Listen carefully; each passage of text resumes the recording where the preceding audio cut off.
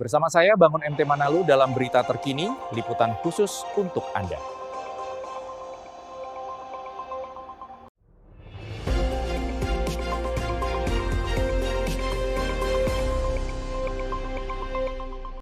Keluarga almarhum Rizky Setiawan mendesak Propam Polda Sumatera Utara dan Polres Medan Kota untuk membuka kembali proses hukum kasus tabrak lari yang menimpa korban pada tanggal 8 Mei tahun 2025 lalu.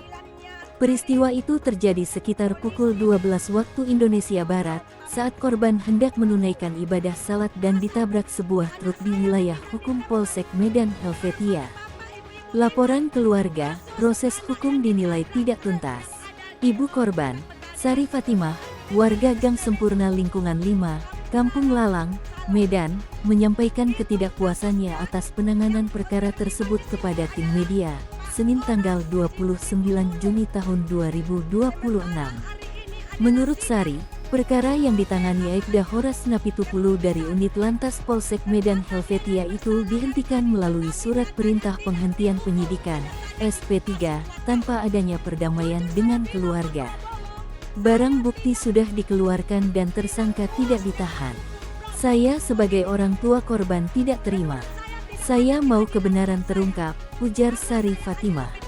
Sari juga menyoroti hasil sidang kode etik terhadap Aibda Horas Napitupulu di Propam Polda Sumut. Ia menyebut, yang bersangkutan hanya dijatuhi sanksi mutasi selama 2 tahun. Saya berharap Propam bertindak tegas. Kalau memang ada pelanggaran, sanksinya jangan hanya mutasi. Seharusnya diturunkan jabatan atau dipecat, tegasnya. Dugaan permintaan uang untuk jasa raharja. Sari juga mengungkapkan dugaan adanya permintaan uang sebesar 15 juta rupiah oleh oknum petugas dengan alasan untuk pengurusan santunan jasa raharja. Terkait hal itu kami minta Propam Polda Sumut dan Irwasda untuk memeriksa dan mengusut tuntas, katanya. Masa anak saya meninggal di tempat? Orang bapak-bapak, ibu-ibu ingat kasus anak yang ditabrak truk yang ada di dekat Pegadaian yang di dekat SPBU Kampung Lalang Salon. Itu kasusnya yang terlibat di situ adalah Pak Horas Napitupulu. Sementara hari ini adalah sidang keputusan.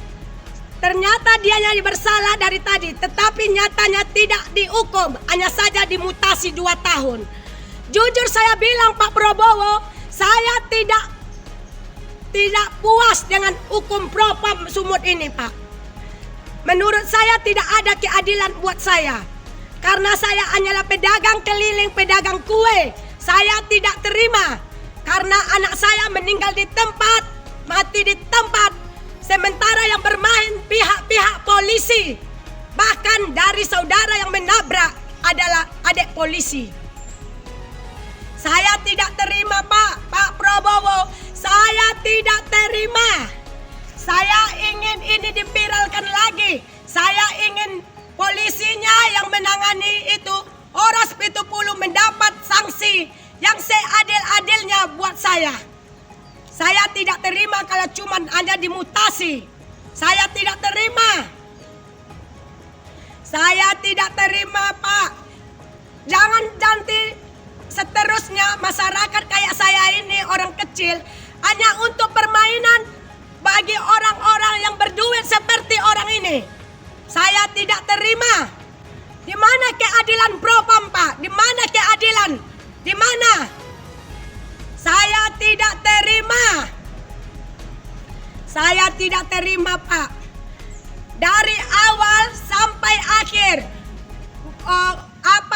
hasilnya membuktikan kalau si Horas Napitupulu, polisinya memang telah melanggar etika, melanggar peraturan, tapi nyatanya hukumannya tidak sesuai dengan prosedur yang seharusnya yang berlaku.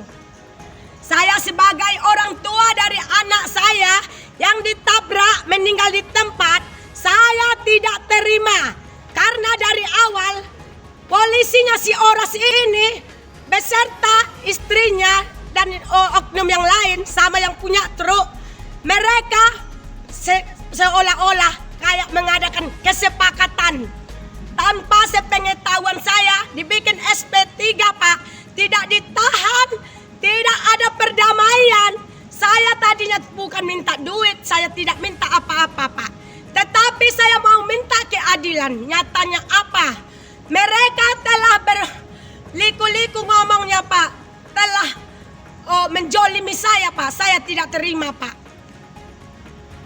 Maka oleh sebab itu Pak, saya ingin pihak penabrak dipanggil dan begitu juga dengan polisinya ini Pak, si Oras 70 Pak.